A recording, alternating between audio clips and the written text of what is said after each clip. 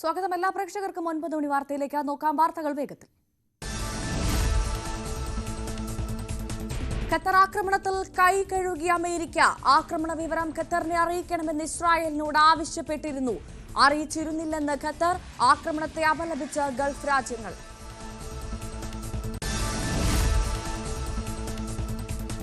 ജൻസി പ്രക്ഷോഭം തുടരുന്ന നേപ്പാളിൽ സമാധാന ശ്രമങ്ങളോട് സഹകരിക്കണമെന്ന് സൈന്യം. ചർച്ചകൾക്ക് ഇരുവിഭാഗവും തയ്യാറാവണം. പ്രതികരിക്കാതെ പ്രക്ഷോഭകാരികൾ. കലാപത്തെ അപലപിച്ച് ഇന്ത്യ. സ്ഥിതി വിലയിരുത്തി മന്ത്രിസഭാ സമിതി.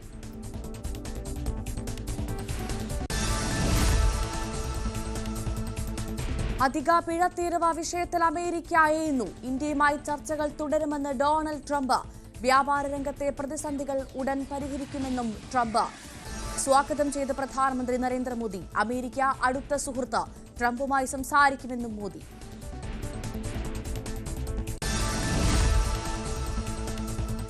ഉപരാഷ്ട്രപതി തെരഞ്ഞെടുപ്പിലെ വോട്ട് ചോർച്ചയിൽ ഇന്ത്യ സഖ്യത്തിൽ അതൃപ്തി. മഹാരാഷ്ട്രയിൽ നിന്നടക്കം വോട്ട് ചോർന്നതായി വിലയിരുത്തൽ. ചെറുപാർട്ടികളെ സർക്കാർ സ്വാധീനിച്ചു. എംപിമാർ മനഃപൂർവ്വം വോട്ട് അസാധുവാക്കിയെന്നും വിലയിരുത്തൽ.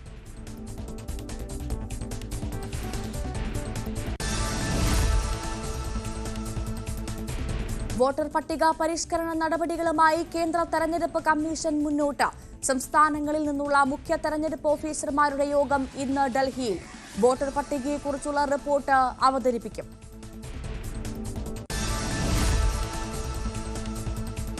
കോഴിക്കോട് തിരുവമ്പാടിയിലും ഇരട്ട വോട്ട് ആരോപണം. തിരുവമ്പാടി MLA ലിൻഡോ ജോസഫിന്റെ ഭാര്യ അനുഷയ്ക്ക് 2 വോട്ടുണ്ടെന്ന് കോൺഗ്രസ്. പുതുതായി ചേർക്കപ്പെട്ട ലിസ്റ്റിലാണ് ക്രമക്കേടെന്ന് യൂത്ത് കോൺഗ്രസ് നേതാവ് അഡ്വക്കേറ്റ് മുഹമ്മദ് ദിശാൽ.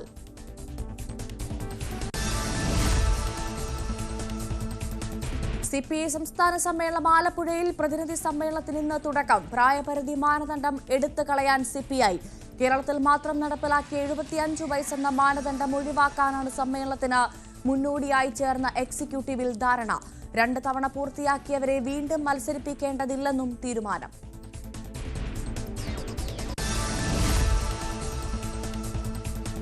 ജി സുധാകരനെ മാറ്റി നിർത്താൻ പാർട്ടിക്ക് കഴിയില്ലെന്ന് സജി ചെറിയാൻ. സുധാകരൻ പാർട്ടി ഓഫീസിൽ വരികയും പാർട്ടി ഏൽപ്പിക്കുന്ന ജോലി ചെയ്യുകയും പാർട്ടിയുമായി ഇഴകിച്ചേർന്ന് പ്രവർത്തിക്കുകയും ചെയ്താൽ തീരുന്ന വിഷയമേ ഉള്ളൂവെന്നും സജി ചെറിയാൻ. തന്നെ ഒഴിവാക്കുകയാണെന്ന് അദ്ദേഹത്തിന് സംശയമാണെന്നും അത് സംസാരിച്ച് പരിഹരിക്കാൻ എല്ലാ നേതാക്കളും ശ്രമിക്കുകയാണെന്നും സജി ചെറിയാൻ.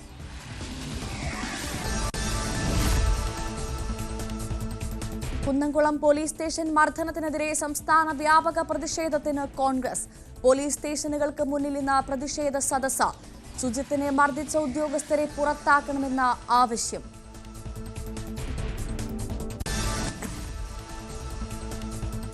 ബലാത്സംഗ കേസിൽ റാപ്പർ വേടനെ ഇന്നും പോലീസ് ചോദ്യം ചെയ്യും. ഇന്നലെ തൃക്കാക്കര സ്റ്റേഷനിൽ വേടൻ ചോദ്യം ചെയ്യലിന് ഹാജരായിരുന്നു.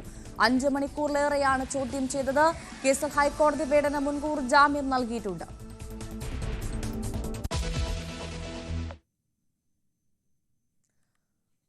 വിശദമായ വാർത്തകൾ നോക്കാം. ഖത്തറിൽ ആക്രമണം നടത്താനുള്ള തീരുമാനം ഇസ്രായേൽ പ്രധാനമന്ത്രി ബെഞ്ചമിൻ നെതന്യാഹുവിന്റേതാണെന്ന് അമേരിക്കൻ പ്രസിഡന്റ് ഡൊണാൾഡ് ട്രംപ്. ആക്രമണം നടത്താനുള്ള തീരുമാനം തന്റേതായിരുന്നില്ലെന്നും ട്രംപ് വ്യക്തമാക്കി.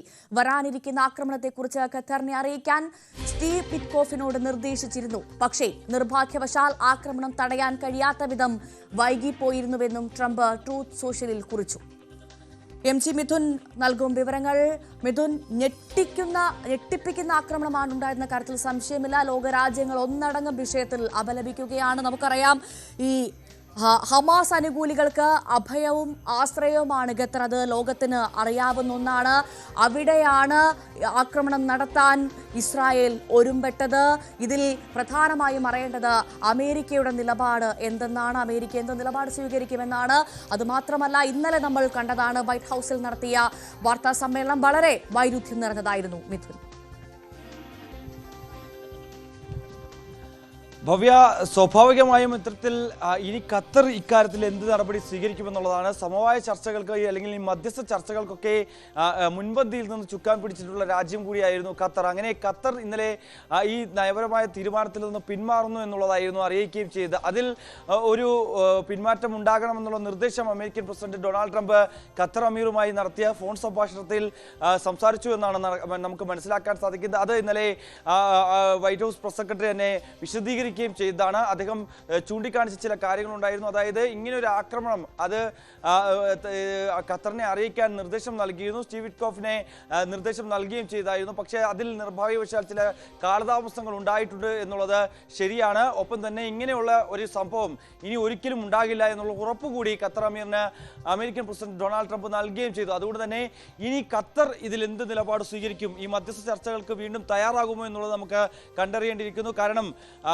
2 വർഷമായി ഇങ്ങനെ അനന്തമായി ഇങ്ങനെ നീണ്ടുപോവുകയാണ് ഈ ഗാസയിലെ രക്തച്ചൊരിച്ചിൽ. ആ യുദ്ധം അവസാനിപ്പിക്കുന്നതിന് വേണ്ടിയുള്ള ശ്രമങ്ങൾ ഊർജിതമായി തന്നെ നടക്കുന്ന ഒരു പശ്ചാത്തലത്തിലായി കൂടിയായിരുന്നു ഈ ഒരു അറ്റാക്ക് ഇസ്രായേലിന്റെ ഭാഗത്തുനിന്നും ഉണ്ടാവുകയും ചെയ്തത്. അതിൽ ചില അവകാശവാദം ഇസ്രായേൽ മുന്നോട്ട് വയ്ക്കുകയും ചെയ്യുന്നു. അതായത് അവരുടെ പ്രധാനപ്പെട്ട നേതാവ് കൂടിയായിട്ടുള്ള ഖലീൽ അൽ ഹയ്യ കൊല്ലപ്പെട്ടു എന്നുള്ള ഒരു അവകാശവാദം ഉണ്ടായിരുന്നു. പക്ഷേ നിലവിലെ സാഹചര്യത്തിൽ ഹമാസ് ആ വാർത്ത തള്ളുന്നുണ്ട്. പക്ഷേ തങ്ങളുടെ 5 പ്രവർത്തകർ മരണപ്പെട്ടു. അതായത് ഖലീൽ അൽ ഹയ്യയുടെ മകൻ ഉൾപ്പെടെ 5 പേർ കൊല്ലപ്പെട്ടിട്ടുണ്ട് ഈ ഒരു ആക്രമണത്തിൽ നിന്ന് അവർ സ്ഥിരീകരിക്കുന്നുണ്ട്. മറ്റൊന്ന് ആഭ്യന്തര സുരക്ഷാ ഏജൻസിയുടെ, ഖത്തറിലെ തന്നെ ആഭ്യന്തര സുരക്ഷാ ഏജൻസിയുടെ ഉദ്യോഗസ്ഥൻ കൂടിയാണ് മറ്റൊന്ന് കൊല്ലപ്പെട്ടത്. നിരവധി പേർക്ക് പരിക്കേൽക്കുകയും ചെയ്തിട്ടുണ്ട്. പക്ഷേ ഈ അൽ ഹയ്യ എവിടെയാണ്, അല്ലെങ്കിൽ അൽ ഹയ്യയുടെ ചിത്രങ്ങളോ മറ്റു കാര്യങ്ങളോ ഒന്നും തന്നെ ഇത് സംബന്ധിച്ച് പുറത്തു വിട്ടിട്ടില്ല എന്നുള്ളതാണ് ഏറ്റവും ശ്രദ്ധേയമായിട്ടുള്ള കാര്യം. എന്തായാലും നിലവിൽ ലോകരാജ്യങ്ങൾ അപലപിച്ചുകൊണ്ട് രംഗത്ത് വരുന്നുണ്ട്. ഖത്തറിനെ പിന്തുണച്ചുകൊണ്ടും ഒപ്പം തന്നെ ഇസ്രായേലിനെ തള്ളിയും നിരവധി രാജ്യങ്ങൾ രംഗത്ത് വരുന്നൊരു പശ്ചാത്തലം ഉണ്ടായിരുന്നു. കഴിഞ്ഞ ദിവസം അറബ് രാജ്യങ്ങൾ രംഗത്ത് വന്നുവെങ്കിൽ ഇന്ന് ഫ്രാൻസ് അടക്കം കൂടുതൽ നിലപാട് കടുപ്പിച്ചുകൊണ്ട് രംഗത്ത് വരുന്ന പശ്ചാത്തലം. കാരണം പ്രത്യേകിച്ച് ഈ വിഷയത്തിൽ കൂടുതൽ ഇടപെടൽ നടത്തുന്ന രാജ്യങ്ങളിലൊന്നു കൂടിയാണ് ഫ്രാൻസ്. പക്ഷേ ഈ തീരുമാനത്തിൽ നിന്ന്, അതായത് മുൻകാലങ്ങളിൽ അവർ മുന്നോട്ട് വെച്ചിട്ടുള്ള തീരുമാനത്തിൽ നിന്ന് ഒരിക്കലും പിന്നോട്ട് പോകില്ല എന്ന് നൽകുന്ന സൂചനകൾ നൽകുന്ന വാക്കുകളായിരുന്നു ഇന്നലെ ബെഞ്ചമിൻ നെതന്യാഹുവിന്റെ ഭാഗത്തു നിന്നും ഉണ്ടായത്. ഇതൊരു തുടക്കം മാത്രമാണ് എന്നുള്ളതാണ്. നിങ്ങൾ ഒരുങ്ങിയിരിക്കോളൂ, ഇനി വരാൻ പോകുന്നത് കണ്ടു തന്നെ നിങ്ങൾക്ക് പഠിക്കാം. കാരണം നിരുപാധികം കീഴടങ്ങണം എന്നുള്ള ആവശ്യം പലകുറിയായി മുന്നോട്ട് വെക്കുന്നു. ബന്ദികളെ കൈമാറ്റം ചെയ്യണം എന്നുള്ള ആവശ്യങ്ങൾ മുന്നോട്ട് വെച്ചിട്ടുണ്ട്. പക്ഷെ അതിനൊന്നും ഒരു അനുകൂല നടപടി ഇത്തരത്തിൽ ഹമാസിന്റെ ഭാഗത്തുനിന്ന് ഉണ്ടാകാത്ത പശ്ചാത്തലത്തിൽ ഇനി കാത്തിരുന്ന് കാണാം ഇനി എന്താണ് ഗാസയിൽ സംഭവിക്കാൻ പോകുന്നത് എന്നുള്ള വലിയ ശക്തമായിട്ടുള്ള ഒരു മുന്നറിയിപ്പ് ഇസ്രായേലിന്റെ ഭാഗത്തുനിന്ന് ഉണ്ടാകുന്നു എന്നുള്ളതാണ്. അതിന് തൊട്ടു മുന്നെയാണ് ഒരു സൂചന എന്ന രീതിയിൽ ഈ ഒരു ആക്രമണം ഹമാസ് നേതാക്കൾക്ക് നേരെ ഉണ്ടാവുകയും ചെയ്ത്. അതോടുകൂടി ഇനി ഗാസയുടെ ഭാവി എന്തായിരിക്കും, ഗാസയിൽ സമാധാനം പുലരുന്നത് സംബന്ധിച്ചുള്ള കാര്യങ്ങൾ എത്രത്തോളം ഇനി ഉണ്ടാകും എന്നടക്കമുള്ള കാര്യങ്ങൾ കണ്ടറിയേണ്ടിയിരിക്കുന്നു. തുടരുക മിഥുൻ. ഇപ്പോൾ അമേരിക്കയിൽ നിന്ന് സജിമോൻ ആന്റണി കൂടി നമുക്കൊപ്പം ചേരുന്നു. ഒപ്പം മോഹൻ വർഗീസുമുണ്ട്. ആദ്യം ഞാൻ ശ്രീ സജിമോൻ ആന്റണിയിലേക്കാണ് പോകുന്നത്. ശ്രീ സജിമോൻ ആന്റണി, നമ്മൾ ഇന്നലെ കേട്ടതാണ് വൈറ്റ് ഹൗസ് നടത്തിയ വാർത്താ സമ്മേളനം. അത് തീർത്തും വൈരുദ്ധ്യം നിറഞ്ഞതായിരുന്നു. അറിയേണ്ടത് ഈ വിഷയത്തിൽ അമേരിക്ക കൈ ഒഴിയുകയാണോ എന്നാണ്. Good morning. അമേരിക്ക കൈ ഒഴുകിയല്ല, ഇസ്രായേൽ അൺസ്റ്റോപ്പബിൾ ആയിട്ട് മുന്നോട്ട് പോവുകയാണ്. അതാണ് നമുക്ക് ഇവിടെ കാണാൻ സാധിക്കുന്നത്. ഇതിനു മുമ്പ് ഇന്ന് വരെ ഉണ്ടായിരുന്ന സിറ്റുവേഷൻ വെച്ചാൽ ഇസ്രായേൽ ഒരേ സമയത്ത് ഹമാസുമായിട്ടും ഹൂതീസുമായിട്ടും ഹിസ്ബുള്ളയായിട്ടും ഇറാനുമായിട്ടും ഒക്കെ ഫൈറ്റ് ചെയ്യുന്ന കണ്ടു നമ്മൾ. എന്നാൽ ഇന്ന് അതിൽ നിന്നും 2-3 പടി മുകളിലേക്ക് മാറി ഖത്തറുമായിട്ട് അടിക്കുകയാണ്. അപ്പം ആ ഖത്തറിലുള്ള ഈ ഒരു ആക്രമണത്തിന്റെ പ്രത്യേകത എന്ന് ചോദിച്ചു കഴിഞ്ഞാൽ, ഒന്ന് അമേരിക്കയുടെ വളരെ സ്ട്രോങ് ആയിട്ടുള്ള സഖ്യകക്ഷിയാണ്. ഒന്ന്, രണ്ടാമത്തേത് ഖത്തറാണ് എല്ലാത്തിനും ഒരു മീഡിയേറ്റർ ആയിക്കൊണ്ട് ഇതുവരെയുള്ള സംഭാഷണങ്ങളിൽ എല്ലാത്തിനും മുൻകൈ എടുത്തിരുന്നത് ഖത്തറായിരുന്നു. അപ്പൊ അങ്ങനെയുള്ള സവിശേഷതകളുണ്ട്. അതോടൊപ്പം തന്നെ ഖത്തറിൽ ആദ്യമായിട്ടാണ് ഇസ്രായേൽ ഇങ്ങനെ ഡയറക്റ്റ് ഒരു സ്ട്രൈക്ക് ചെയ്യുന്നത് എന്നും ഇതിന്റെ ഒരു പ്രത്യേകതയാണ്. 2023 ഒക്ടോബർ 7-ാം തീയതി അന്ന് 1200 പേര് ഏകദേശം അന്ന് ഹമാസിന്റെ ആക്രമണത്തിൽ ഇസ്രായേൽ മരിച്ചതിന് ശേഷം ഇന്ന് നമ്മൾ സ്ഥിതിഗതികൾ നോക്കുകയാണെങ്കിൽ ഏകദേശം 66,800-ലധികം ആൾക്കാർ മരിക്കുകയുണ്ടായി. അതിൽ 64,000 പ്ലസും ഈ പറഞ്ഞ ഹമാസ് അല്ലെങ്കിൽ പലസ്തീൻ ഏരിയയിൽ നിന്നുള്ളതാണ് പ്രത്യേകം പറയേണ്ട കാര്യം. അപ്പം എന്തുകൊണ്ടാണ് ഇങ്ങനെ ഒരു ഡ്രാസ്റ്റിക് ആക്ഷൻ എടുക്കാനായിട്ട് ഇസ്രായേലിനെ പ്രേരിപ്പിക്കുക എന്ന് ചോദിച്ചു കഴിഞ്ഞാൽ, അവരുടെ കയ്യിൽ അയൺ ഷീൽഡ് ഉണ്ട്. അതുകൊണ്ടാണ് ഈ മരണസംഖ്യ കുറവായിരിക്കുന്നത്. അവിടുന്ന് പല 4 ഭാഗങ്ങളിൽ നിന്നും അവര് കഴിയുന്ന പോലെയൊക്കെ ആക്രമണം നടത്തുന്നുണ്ട്. എന്നാൽ ആളപായം ഉണ്ടാവാതെ സൃഷ്ടിക്കുന്ന ഇസ്രായേലിന്റെ അയൺ ഷീൽഡാണ്. എന്നാൽ ഹമാസിന്റെ റിയൽ അയൺ ഷീൽഡ് എന്ന് പറയുന്നത് ഈ ബന്ധുക്കളാണ്. ആ ബന്ധുക്കൾ അതുകൊണ്ടാണ് അവർ ഇതുപോലെ കൊടുക്കാതെ ഇരുന്നുകൊണ്ടിട്ട് ഇപ്പോഴും കുറച്ച് ആൾക്കാർ അവിടെ പിടിച്ചു വെച്ചുകൊണ്ടിട്ട് ഇത് വലിച്ചു നീട്ടിക്കൊണ്ട് പോകുന്നുണ്ട്. അപ്പൊ എല്ലാ ശ്രമവും നടത്തി അമേരിക്കയുടെ ശ്രമം നടത്തുന്നു, ഇസ്രായേൽ നടത്തുന്നു, മീഡിയേറ്റർ ആയിട്ട് ഖത്താർ ഉൾപ്പെടെയുള്ള പല മിഡിൽ ഈസ്റ്റ് രാജ്യങ്ങളിലും മുൻകൈ എടുത്തതും ഇതുവരെ തീരുമാനം ഉണ്ടാകാത്തതിനുള്ള ഒരു ഫ്ലക്ച്വേഷൻ നമുക്ക് ഇതിനകത്ത് കാണാം. എനിക്ക് തോന്നുന്നത് അമേരിക്കയെ അറിയിച്ചോ എന്ന് ചോദിച്ചു കഴിഞ്ഞാൽ അറിയിച്ചു, എന്നാൽ ലാസ്റ്റ് മൂമെന്റിലാണ് അറിയിച്ചത്. കാരണം അമേരിക്കയുടെ ഭാഗത്തു നിന്ന്, ട്രംപിന്റെ ഭാഗത്ത് നിന്ന്, പ്രത്യേകിച്ച് വൈറ്റ് ഹൗസിന്റെ ഭാഗത്തു നിന്ന് ഇതിനൊരു അനുകൂല നടപടി ഉണ്ടാവുമോ എന്നുള്ള കാര്യത്തിൽ ഇസ്രായേലിന് സംശയമുണ്ടായിരുന്നു.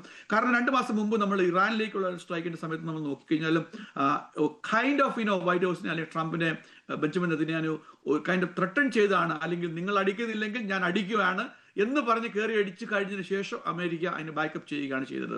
അപ്പോൾ ആ ഒരു ലൈനിലാണ് ഇവിടെയും ഇത് കാണുന്നത്. അമേരിക്കയ്ക്ക് ഒരു പ്രത്യേക താല്പര്യം അല്ലെങ്കിൽ ഖത്തറുമായിട്ട് ഡയറക്റ്റ് ഫൈറ്റ് ചെയ്യുന്നതിന് ഇല്ലായിരുന്നു എന്ന് വ്യക്തമാണ്. കാരണം ട്രംപിന്റെ മുഴുവൻ ഉദ്ദേശം അല്ല ആഗ്രഹം അല്ലെങ്കിൽ സ്വപ്നം എന്ന് പറയുന്നത് ഒരു നോബൽ പ്രൈസ് വാങ്ങുക എന്നുള്ളതാണ്. അപ്പൊ അതിനു വേണ്ടിയിട്ട് ഗാസയിൽ സമാധാനം കൊണ്ടുവരേണ്ട ആവശ്യമാണ്. ഇന്ത്യയും പാകിസ്ഥാനുമായിട്ടുള്ള ഫൈറ്റ് വന്നപ്പം അവിടെയും സമാധാനം കൊണ്ടുവരേണ്ട ആവശ്യമാണ്. ആൻഡ് അതുപോലെ തന്നെ യുക്രൈൻ റഷ്യയുടെ കാര്യത്തിലും ശ്രമിക്കുന്നുണ്ട്. അപ്പം ഇതുവരെയുള്ള US പോളിസിയിൽ നിന്ന് ചെറിയൊരു ഷിഫ്റ്റ് എന്ന് പറയാൻ പറ്റും ഇസ്രായേലിന്റെ ഈ ഒരു സ്ട്രൈക്ക്. എന്നാൽ സ്ട്രാറ്റജിക്കലി പറയുവാണെങ്കിൽ ഇത് എക്സ്പെക്റ്റഡ് ആയിരുന്നു. കാരണം ഇസ്രായേലിനെ സംബന്ധിച്ചോളം അവരുടെ എനിമീസ് എവിടെയാണെങ്കിലും അവിടെ പോയി അടിക്കുക എന്നുള്ള ആ ഒരു പാരമ്പര്യവും ആ ഒരു സ്ട്രാറ്റജിയിലുമാണ് അവർ അടിയൊഴിച്ച് വിശ്വസിക്കുന്നത്.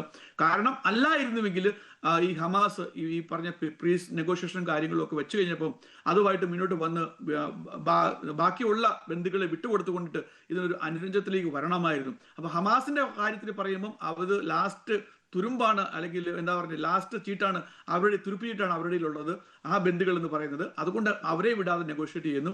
എന്നാൽ അങ്ങനെ ഉണ്ടായെങ്കിൽ ഇതിനൊരു അറുതി വരണം, അല്ലെങ്കിൽ നിങ്ങൾ എവിടെ ഒളിച്ചിരുന്നാലും അവിടെ കയറി അടിക്കും എന്നുള്ള ഒരു സ്ട്രോങ് മെസ്സേജാണ് ഇസ്രായേൽ ഇതുവഴി ലോകരാജ്യങ്ങൾക്ക് കൊടുക്കുന്നത് എന്നാണ് എനിക്ക് മനസ്സിലാക്കാൻ കഴിയുന്നത്. തീർച്ചയായും ശ്രീ സജിമോൻ ദയവായി തുടരുക. ഇപ്പോൾ വിദേശകാര്യ വിദഗ്ധൻ ഡോക്ടർ മോഹൻ വർഗീസ് കൂടി നമുക്കൊപ്പം ചേർന്നു. ശ്രീ മോഹൻ വർഗീസ്, ഈ ആക്രമണവുമായി ബന്ധപ്പെട്ട് പ്രധാനമായും 2 ചോദ്യങ്ങളാണ് വരുന്നത്. ഒന്ന്, അമേരിക്ക ഈ വിഷയം അറിഞ്ഞെങ്കിൽ എപ്പോൾ അറിഞ്ഞു? ഒപ്പം ഖത്തറിനെ ഇത് അറിയിച്ചിരുന്നോ? എപ്പോഴാണ് അറിയിച്ചെന്നുള്ള പ്രധാനപ്പെട്ട 2 ചോദ്യങ്ങൾ അവിടെ ബാക്കി നിൽക്കുന്നു. അതോടൊപ്പം തന്നെ ഇസ്രായേൽ പ്രധാനമന്ത്രി ബെഞ്ചമിൻ നെതന്യാഹുവിനുള്ള സ്വാധീനം, ട്രംപിനുള്ള സ്വാധീനം കൂടി അവിടെ ചർച്ചയാകുന്നുണ്ട്. അതൊരു സംശയമായി ഉയരുന്നുണ്ട്. തീർച്ചയായും അമേരിക്കയുടെ ഒരു നിലപാട്, അമേരിക്ക എത്രത്തോളം ഈ ആക്രമണത്തെക്കുറിച്ച്, ഇസ്രായേലിന്റെ ആക്രമണ പദ്ധതിയെക്കുറിച്ച് അറിവ് ഖത്തറിന് കൈമാറിയോ, ഇതൊക്കെ വലിയ ചോദ്യങ്ങൾ തന്നെയാണ്. അതിന് ടൈമിംഗ് വളരെ പ്രധാനമാണ്. ബെഞ്ചമിൻ നെതന്യാഹുവിന് എതിരെ ഉള്ള അഴിമതി ആരോപണങ്ങൾ അന്വേഷണത്തിന്റെ ഒരു ഘട്ടത്തിൽ നിൽക്കുന്ന സമയത്ത് തീർച്ചയായും ഒരു ഡിസ്ട്രാക്ഷൻ ബെഞ്ചമിൻ നെതന്യാഹു ആഗ്രഹിക്കും, സ്വാഭാവികമാണ്. അത് മാത്രമല്ല, ഇസ്രായേലിന്റെ ഒരു പ്രഖ്യാപിത നയമുണ്ട്. ഹമാസ് അല്ലെങ്കിൽ ഇസ്രായേലിന്റെ സുരക്ഷയ്ക്ക് വെല്ലുവിളിയാകുന്ന ഏത് ഏജൻസിയും ഇസ്രായേലിനുള്ളിൽ ആക്രമണം നടത്തിയതിനു ശേഷം ലോകത്ത് എവിടെ പോയി ഒളിച്ചാലും തങ്ങൾ പിന്തുടർന്ന് ചെന്ന് ആക്രമിച്ചിരിക്കും എന്ന ഒരു പദ്ധതിയുടെ പൂർത്തീകരണമാണ്. നോക്കൂ, 6 വിദേശ രാജ്യങ്ങളിലാണ് ഇസ്രായേൽ കഴിഞ്ഞ 2 വർഷത്തിനുള്ളിൽ ആക്രമണം നടത്തിയിരിക്കുന്നത്. ഇറാൻ, സിറിയ, ഇറാഖ്, അതുപോലെ ലെബനൻ, ഹൂതികളുടെ ഭാഗമായ യമൻ, ഇതെല്ലാം തന്നെ ആക്രമണ വിധേയമാവുകയും ഇപ്പോഴിതാ ഗൾഫ് കോപ്പറേഷൻ കൗൺസിലിലെ ഒരു രാജ്യം ആദ്യമായി ആക്രമണ വിധേയമാവുകയാണ്. ഇവിടെ നോക്കൂ, അറബി ലോകത്തെ പല രാജ്യങ്ങളുമായും ഇസ്രായേൽ ഏറ്റുമുട്ടിയിട്ടുണ്ട്. പക്ഷേ GCC രാജ്യങ്ങളുമായി ഒരു സാമാന്യം ഊഷ്മളമായ ബന്ധം തന്നെയാണ് ഈ അടുത്ത കാലത്തെല്ലാം ഇസ്രായേൽ പുലർത്തിയിരുന്നത്.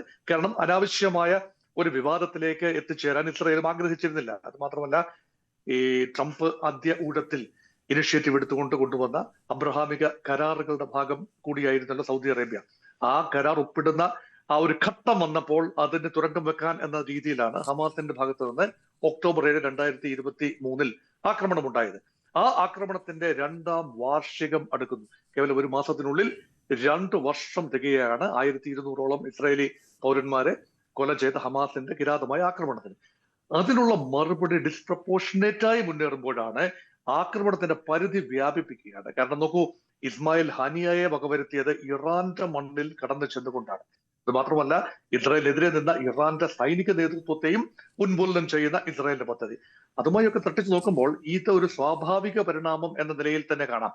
പക്ഷെ ഇവിടെ ഏറ്റവും പ്രധാനപ്പെട്ട കാര്യം എന്ന് പറയുന്നത് GCC രാജ്യമായ ഖത്തർ ഒരു മധ്യസ്ഥ രാജ്യം കൂടിയാണ്. ഇസ്രായേലിന്റെ മോസദ് ഏജൻസ് ഉൾപ്പെടെ വന്ന് താമസിക്കുന്ന, ചർച്ചകൾക്ക് പങ്കെടുക്കുന്ന ഒരു രാജ്യം എന്ന നിലയിൽ ഒരു മധ്യസ്ഥനെ അല്ലെങ്കിൽ സമാധാന ദൂതനെ കൊല ചെയ്യുക എന്ന് പറയുമ്പോൾ, അല്ലെങ്കിൽ ആ ദൂതന് നേരെ ആക്രമണം നടത്തുക എന്ന് പറയുമ്പോൾ യഥാർത്ഥത്തിൽ എല്ലാ സീമകളും ലംഘിക്കുന്ന ഒരു ആക്രമണം തന്നെയാണ് ഇസ്രായേലിന്റെ ഭാഗത്തു നിന്ന് ഉണ്ടായിട്ടുള്ളത്. അതുകൊണ്ടാണ് ഇവിടെ ഇപ്പൊ ചോദിച്ച ചോദ്യം, അമേരിക്കയുടെ ഒരു നിലപാട് എന്താണ്? അമേരിക്ക ഇത് അറിഞ്ഞിരുന്നു എന്നാണ് ചോദ്യമെങ്കിൽ അറിയിച്ചിരുന്നു, അതുകൊണ്ട് അറിഞ്ഞിരുന്നു. സമയാസമയങ്ങളിൽ അത് ഒരു ട്രംപ് തന്റെ ഏജന്റ് സ്റ്റീവ് വിറ്റ്കോഫിനെ ചുമതലപ്പെടുത്തിയിട്ടുണ്ട്. സമയാസമയങ്ങളിൽ വരുന്ന ഇൻപുട്ടുകൾ ഖത്തറുമായി ഷെയർ ചെയ്യാനായി. ഖത്തറുമായി മാത്രമല്ല, മധ്യപൗരസ്ത്യ പ്രദേശത്തെ ഏതാണ്ട് എല്ലാ രാജ്യങ്ങളിലും നിരന്തരം ട്രംപിന്റെ ഏജന്റായി സഞ്ചരിക്കുന്ന ആളാണ് സ്റ്റീവ് വിറ്റ്കോഫ്. അപ്പൊ അദ്ദേഹവുമായി നിരന്തര സംഭാഷണത്തിലാണ് ട്രംപ്. പക്ഷെ അദ്ദേഹത്തിന് വീഴ്ച പറ്റിയതാണോ അതോ ട്രംപിന്റെ ഓവൽ ഓഫീസിന് വീഴ്ച പറ്റിയതാണോ എന്നറിയില്ല. എന്തായാലും ആ ഇൻഫർമേഷൻ കൈമാറുന്നതിന് ഡിലേ ഉണ്ടായി. അതുകൊണ്ട് സ്വാഭാവികമായും ഖത്തറിന്റെ പ്രതികരണം, അമേരിക്ക അറിയിച്ചോ എന്ന് ചോദിച്ചാൽ അറിയിച്ചിരുന്നു, പക്ഷെ സമയത്തിന് വിവരം അറിഞ്ഞില്ല. ബോംബ് വീണതിന് ശേഷമാണ് അറിഞ്ഞിരിക്കുന്നത്. ഒരു കെട്ടിട സമുച്ചയത്തിന് നേരെയാണ് ബോംബ് ആക്രമണം ഉണ്ടായിട്ടുള്ളത്. വിമാനങ്ങളിൽ നിന്നും വർഷിക്കുന്ന ബോംബുകൾ. ഒരു കെട്ടിട സമുച്ചയമാണ്. അവിടെ ഏതാണ്ട് 30 ചില്ലാനം പേരാണ് മരണപ്പെട്ടതെന്നുള്ള റിപ്പോർട്ടുകളാണ്. അതിൽ തന്നെ ഹമാസിന്റെ ഉന്നത നേതൃത്വം, 5 അംഗ ഒരു സമിതിയാണ് ഇപ്പോൾ ഹമാസിന്റെ പ്രവർത്തനങ്ങൾ അന്താരാഷ്ട്ര നിലയിൽ പൊളിറ്റിക്കൽ കൗൺസിൽ അല്ലെങ്കിൽ ഒരു പൊളിറ്റ് ബ്യൂറോ സംവിധാനം, അതിന്റെ തലപ്പത്തുള്ള ഖലീൽ അൽ ഹയ്യ, അദ്ദേഹത്തെ ആണ് ടാർഗറ്റ് ചെയ്തതെന്നായിരുന്നു വിവരം. പക്ഷെ അദ്ദേഹം വധിക്കപ്പെട്ടോ ഇല്ലയോ എന്നതിനെ കുറിച്ച് കൃത്യമായ വിവരങ്ങൾ നൽകാനാവുന്നില്ല. ഹമാസിന്റെ ഭാഗത്തു നിന്ന് തന്നെ സ്ഥിരീകരണം ഉണ്ടാകുന്നത് തങ്ങളുടെ 5 പടയാളികൾ മരിച്ചു എന്ന രീതിയിലുള്ള സ്ഥിരീകരണമാണ് ഉണ്ടാക്കുന്നത്. ഇസ്രായേലിന്റെ ടാർഗറ്റ് പൂർണ്ണമായി അറ്റൈൻ ചെയ്തിട്ടുണ്ടോ എന്നതിനെ കുറിച്ചും സ്ഥിരീകരണങ്ങളില്ല. പക്ഷേ ആക്രമണം എന്നത് ഒരു യാഥാർത്ഥ്യമാണ്. എങ്ങനെയാണ് അറബ് ലോകം ഇതിനോട് പ്രതികരിക്കുന്നത്? ഖത്തറിന്റെ പ്രതികരണം വന്നു കഴിഞ്ഞു. ഭീരുത്വം നിറഞ്ഞ ഒരു ആക്രമണമാണ് എന്ന പ്രതികരണം വന്നു കഴിഞ്ഞു. തീർച്ചയായും വളരെ നന്ദി ശ്രീ മോഹൻ വർഗീസ് ഞങ്ങളോട് പ്രതികരിച്ചതിന്. വീണ്ടും ഞാൻ MG മിഥുനിലേക്ക് തന്നെ പോവുകയാണ്. മിഥുൻ, സമാധാന ശ്രമം അല്ലെങ്കിൽ സമാധാനം അകലെയാകുന്നു എന്നുള്ളൊരു ചോദ്യം, ഏറെ വേദനിപ്പിക്കുന്ന ഒരു ചോദ്യം ചോദിക്കേണ്ട സാഹചര്യമാണുള്ളത്.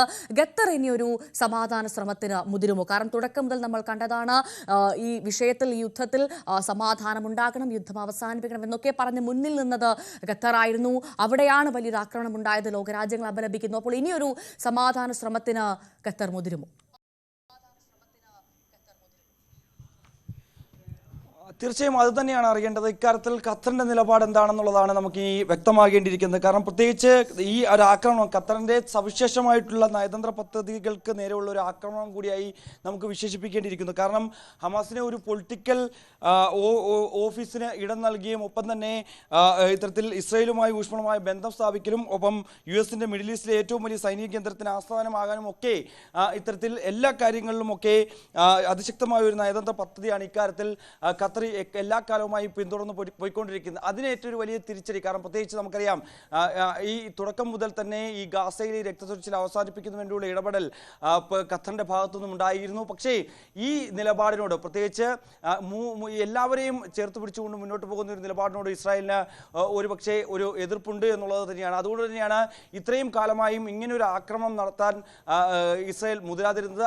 ആ ഒരു സാഹചര്യത്തിൽ എന്തുകൊണ്ട് ഈ ദോഹയെ തിരഞ്ഞെടുത്തു, അല്ലെങ്കിൽ ദോഹയിൽ ഇങ്ങനെ ഒരു മധ്യസ്ഥ ചർച്ച നടക്കുന്ന വേളയിൽ തന്നെ ആ നേതാക്കളെ കൊലപ്പെടുത്തുന്നതിന് വേണ്ടിയുള്ള ശ്രമം ഇസ്രായേലിന്റെ ഭാഗത്തുനിന്ന് ഉണ്ടായി എന്നുള്ളതാണ് ഏറ്റവും പ്രധാനപ്പെട്ട കാര്യം. അതുകൊണ്ട് തന്നെ ഇനിയുള്ള ചർച്ചകൾ അത് മറ്റൊരു രാജ്യത്തിന്റെ കേന്ദ്രത്തിലേക്ക് പോകുമെന്നുള്ളത് അവർ കണക്കുകൂട്ടുന്നുണ്ട്. പ്രത്യേകിച്ച് ഖത്തർ ഒഴിഞ്ഞു മാറിയാൽ പിന്നീട് ഈ വിഷയത്തിൽ ഏറ്റവും കൂടുതൽ മുൻപന്തിയിൽ നിന്നത് ഈജിപ്റ്റ് എന്ന രാജ്യമാണ്. അതുകൊണ്ട് തന്നെ ഈജിപ്റ്റ് പ്രധാന കക്ഷിയായി, പ്രധാന ഇടനിലക്കാരനായി രംഗപ്രവേശനം ചെയ്യുകയും ചെയ്യും. അങ്ങനെയെങ്കിൽ അത് കുറച്ചുകൂടി എളുപ്പമാകുക ഇസ്രായേലിന്റെ വഴിയിലേക്ക് കാര്യങ്ങൾ വരികയും ചെയ്യും. കാരണം പ്രത്യേകിച്ച് ഗാസ മുനമ്പിലേക്കുള്ള പ്രധാനപ്പെട്ട ഇടനാഴിയിൽ ഒന്ന് ഈജിപ്തിൽ നിന്നാണ്. പക്ഷേ അവിടെ ഇപ്പോഴും സ്വാധീനം ഉറപ്പാക്കാൻ ഇസ്രായേലിനെ സംബന്ധിച്ച് സാധിച്ചിട്ടില്ല എന്നുള്ളത് തന്നെയാണ്. അങ്ങനെയെങ്കിൽ ഈജിപ്തിന്റെ ഈ ഒരു മുഖ്യധാരയിലേക്ക് ഈജിപ്റ്റ് കൂടി കടന്നു വരുമ്പോൾ, പ്രത്യേകിച്ച് നമുക്കറിയാം കഴിഞ്ഞ കുറച്ച് നാളുകളായി തന്നെ ഊഷ്മളമായ ബന്ധമാണ് ഈജിപ്തും ഇസ്രായേലും തമ്മിലുള്ളത്.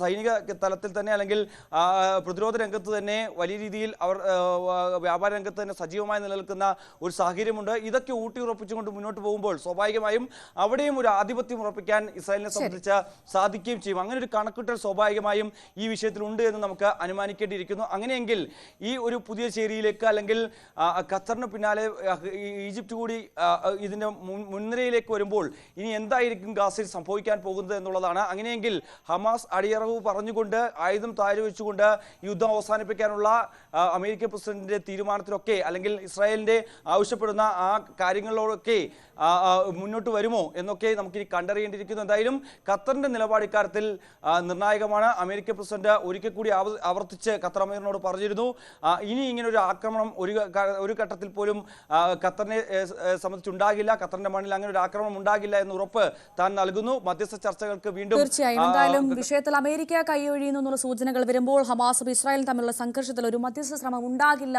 എന്നുള്ള സൂചന കൂടിയാണോ ലഭ്യമാകുന്നു എന്നുള്ള വിവരം കൂടിയാണ് ഇപ്പോൾ നമുക്ക് അറിയാൻ സാധിക്കുന്നത്. എന്തായാലും ഇന്റർനാഷണൽ ഡെസ്കിൽ നിന്ന് MG മിഥുനും ഒപ്പം അമേരിക്കയിൽ നിന്ന് സജിമോൻ ആന്റണിയും വിദേശകാര്യ വിദഗ്ധൻ മോഹൻ വർഗീസുമാണ് വിഷയത്തിൽ ചേർന്നത്. സജിമോൻ ആന്റണി ദയവായി തുടരുക. മറ്റൊരു വാർത്തയുടെ വിശദാംശങ്ങൾ കൂടി അറിയേണ്ടതുണ്ട്. താങ്കളിലേക്ക് ഞാൻ വരുന്നതായിരിക്കും. ഇനി മറ്റു വാർത്തയിലേക്ക്. നേപ്പാളിലെ സഖ്യകക്ഷി സർക്കാർ വീണിട്ടും അവസാനിക്കാതെ പ്രക്ഷോഭം. ജൻസി പ്രക്ഷോഭം തുടരുന്ന നേപ്പാളിൽ സമാധാന ശ്രമങ്ങളോട് സഹകരിക്കണമെന്ന് സൈന്യം അഭ്യർത്ഥിച്ചു. എന്നാൽ ഇതിനോട് ഇതുവരെ പ്രക്ഷോഭകാരികൾ ആരും പ്രതികരിച്ചിട്ടില്ല. KP അഭിലാഷ് വിവരങ്ങളുമായി ചേരുന്നു. അഭിലാഷ്, ആദ്യം അറിയേണ്ടത് നേപ്പാളിന്റെ ഇപ്പോഴത്തെ സ്ഥിതി എന്താണ്? ഏറ്റവും പുതിയ വിശദാംശങ്ങൾ എന്താണ്?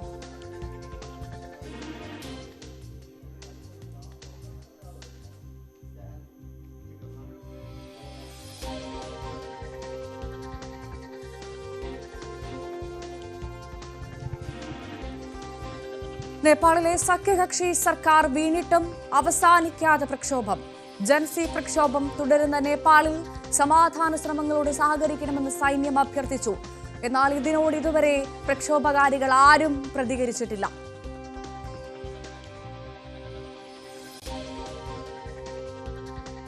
KP അഭിലാഷ് വിവരങ്ങളുമായി ചേരും.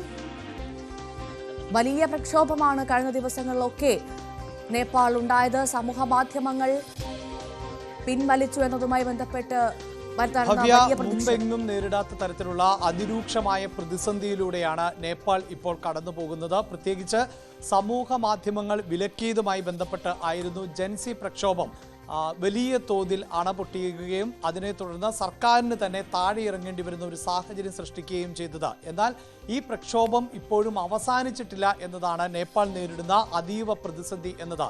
പ്രത്യേകിച്ച് ജൻസി പ്രക്ഷോഭകരോട് സൈനിക മേധാവികൾ ഉൾപ്പെടെ ഈ പ്രക്ഷോഭം അവസാനിപ്പിക്കണമെന്നും സമാധാനത്തിന്റെ പാതയിലേക്ക് തിരികെ എത്തണമെന്നും ആവശ്യപ്പെടുന്നുണ്ട്. എന്നാൽ പ്രക്ഷോഭകരുടെ ഭാഗത്ത് നിന്ന് സൈന്യത്തിന്റെ നിരന്തരമായുള്ള ഈ അഭ്യർത്ഥനയിൽ ഏതെങ്കിലും തരത്തിലുള്ള ഒരു പ്രതികരണവും ഉണ്ടാകുന്നില്ല എന്നുള്ളതാണ് നേപ്പാൾ നേരിട്ടുകൊണ്ടിരിക്കുന്ന പ്രതിസന്ധി. അതുമാത്രവുമല്ല, ഈ ജൻസി പ്രക്ഷോഭത്തിന്റെ ഒരു സ്വഭാവവും വലിയ തോതിൽ പ്രതിസന്ധി സൃഷ്ടിക്കുന്നുണ്ട്. സാധാരണ നമുക്കറിയാം, ഏതെങ്കിലും ഒരു പ്രതിഷേധം മുന്നോട്ട് വരുമ്പോൾ അല്ലെങ്കിൽ പ്രതിഷേധക്കാർക്ക് മുന്നോട്ട് വെക്കുന്ന ചില ആവശ്യങ്ങൾ ഉണ്ടാകും.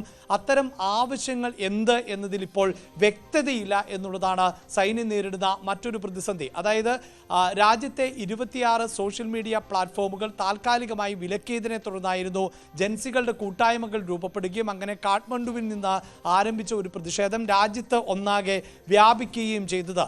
അതിനുശേഷം സർക്കാർ വലിയ പ്രതിസന്ധിയിലാവുകയും ഈ ആഭ്യന്തരമന്ത്രി തന്നെ ആദ്യഘട്ടത്തിൽ രാജിവെക്കുകയും ചെയ്തിരുന്നു. അതായത് ഈ കലാപത്തെ തുടർന്ന് 19 പേർ മരണപ്പെടുകയും 300-ലേറെ പേർക്ക് പരിക്കേൽക്കുകയും ചെയ്ത ഒരു സാഹചര്യം ഉണ്ടായിരുന്നു.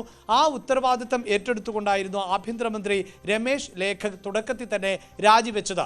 എന്നാൽ അതിനുശേഷവും പ്രതിഷേധം അവസാനിക്കാത്ത സാഹചര്യം ഉണ്ടാകുന്നു. തന്ത്രപ്രധാനമായ കേന്ദ്രങ്ങളിലേക്ക് അടക്കം ജൻസികൾ ഇരച്ചു കയറുകയും നിരവധി പൊതുമുതൽ നശിപ്പിക്കുകയും ചെയ്ത പശ്ചാത്തലം ഉണ്ടാകുന്നു. ഇതേ തുടർന്നായിരുന്നു പിന്നീട് പ്രധാനമന്ത്രി KP ശർമ്മ ഒലിക്ക് രാജിവെക്കേണ്ടതായി വന്നത്. അതിന് തൊട്ടു പിന്നാലെ തന്നെ പ്രസിഡന്റ് രാംചന്ദ്ര പടേലും രാജിവെച്ചു.